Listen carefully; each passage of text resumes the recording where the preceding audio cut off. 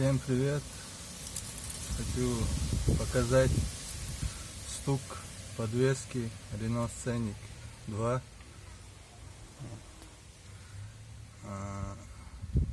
Были сильные стуки. Не знал, что такое. И вот обнаружил. Амортизатор шумит. Послушайте.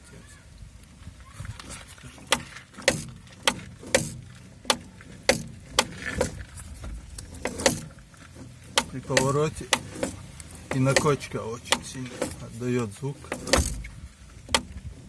Вот вверху чашка приехала.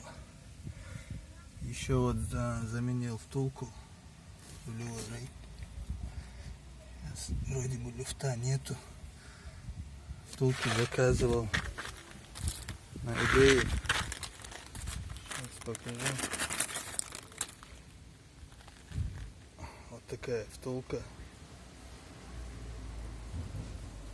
Стоит 3 с чем-то евро. Она как заводская, по-моему, с Англии.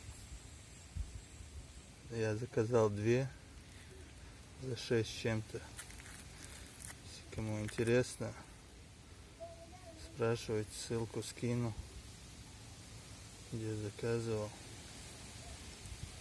Поставил 2 резинки вот сюда на всякий случай.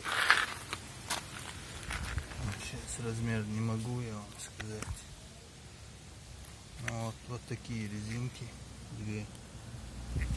Сюда и сюда. Вроде бы нормально.